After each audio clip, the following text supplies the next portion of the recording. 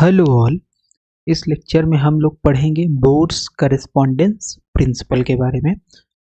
Bore in 1923 enunciated a principle which established a correspondence between the classical frequency and the quantum frequency। Basically एक relation इन्होंने दिया। Bourse correspondence principal क्या है? ये basically क्या देता है? एक रिलेशन देता है classical frequency and quantum frequency के बीच में। ठीक है, तो क्लासिकल फ्रीक्वेंसी क्या है? आपके पास इलेक्ट्रॉन है, सपोज इस ऑर्बिट में मूव कर रहा है, तो इस ऑर्बिट में इलेक्ट्रॉन सर्कुलर ऑर्बिट में मूव कर रहा है अकॉर्डिंग टू बोर। तो जो सर्कुलर ऑर्बिट में इलेक्ट्रॉन मूव कर रहा है उसकी फ्रीक्वेंसी, और जो क्वांटम फ्रीक्वेंसी होगी, क्वांटम फ्रीक्वेंसी कौन सी फ्रीक्वेंसी होगी? क्वांटम फ्रीक्वेंसी आपकी होगी जब इलेक्ट्रॉन एक, यहाँ पे बना के देख लेते हैं हम लोग। तो सपोज आपके पास ये है न्यूक्लियस और ये सर्कुलर ऑर्बिट है, एक ऑर्बिट और मान लेते हैं, सपोज ये है। ठीक है, तो इलेक्ट्रॉन इस ऑर्बिट में जब मूव कर रहा है, मान लो इसकी रेडियस है r इस वाले ऑर्बिट की, तो इलेक्ट्रॉन यहाँ से मूव करेगा, यहाँ से मूव करते करते करते करते करते करते यहाँ पे आएगा तो एक टाइम पीरियड कंप्लीट हुआ। फिर यहाँ से मूव करते करते करते करते आएगा, 2 टाइम पीरियड कंप्लीट हुआ। तो फ्रीक्वेंसी क्या होती है? 1 टाइम पीरियड। तो टाइम पीरियड यानी क्या है? समय। समय कितना लगा? यहाँ से लेकर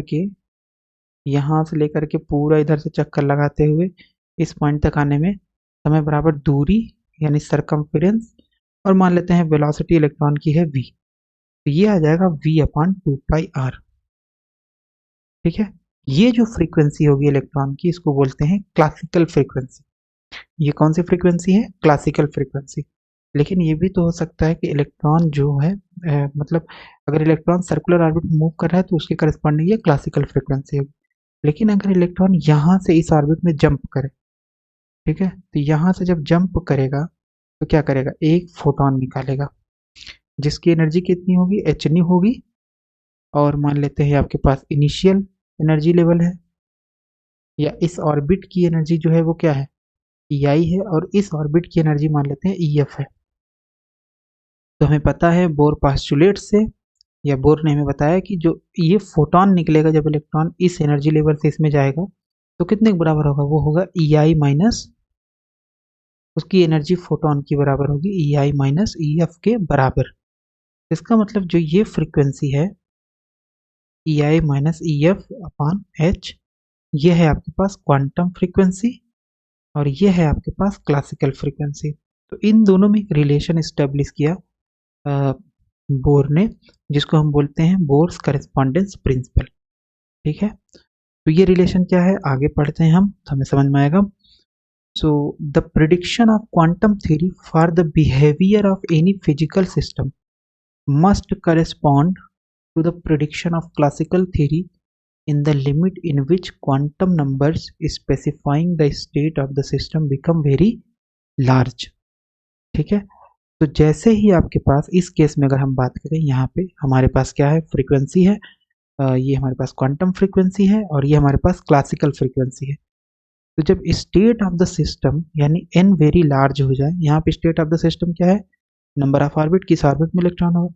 तो जब n वेरी लार्ज हो जाए तो क्वांटम फ्रीक्वेंसी जो होगी, न्यू क्वांटम मान लेते हैं, न्यू क्वांटम बराबर हो जाएगी या करस्पॉन्ड करेगी न्यू क्लासिकल फ्रीक्वेंसी को। ठीक है, न्यू क्वांटम यानी क्वांटम प्रिडिक्शन जब state of the system is very large, जो क्वांटम प्रिडिक्शन है वो किससे मैच करने लगेगा? क्लासिकल प्रिडिक्शन से मैच करना चाहिए। ऐसा नहीं है आपने क्वांटम में कुछ और निकाला है और जैसे ही आप स्टेट ऑफ द सिस्टम बहुत लार्ज ले लो, तो उस केस में वो क्लासिकल रिजल्ट अगर नहीं दे रहा है तो इसका मतलब क्वांटम थ्योरी में कुछ प्रॉब्लम है। ये हो गया first Bohr's correspondence principle, the prediction of the prediction of quantum theory for the behavior of any physical system must correspond to the predictions of the classical theory in the limit in which quantum number specifying the state of the system become very large। जैसे ही quantum number आपका infinite होगा, वैसे ही जो prediction है यानी quantum prediction जो है वो किसको अप्रोच करेगा?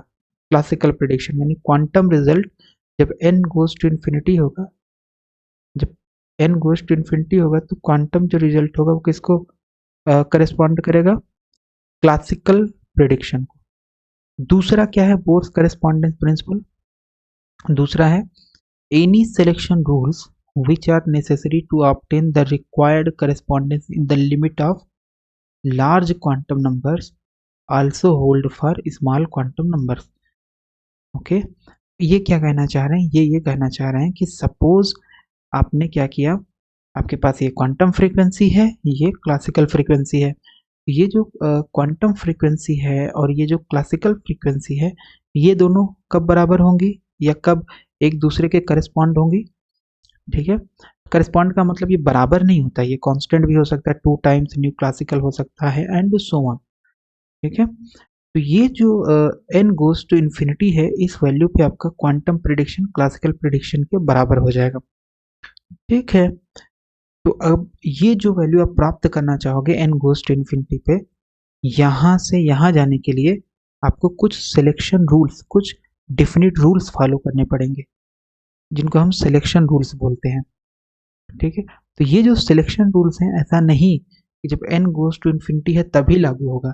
जब n स्मॉल है, मतलब 1 2 3 4 5 है, तो भी आपका सिलेक्शन रूल वही लागू होगा जो n गोज टू इन्फिनिटी पे है। तो इसको बोलते हैं सेकेंड बोर करेस्पॉन्डेंस प्रिंसिपल। तो इसमें हमने पढ़ा बेसिकली बोर्स करेस्पॉन्डेंस प्रिंसिपल के बारे में।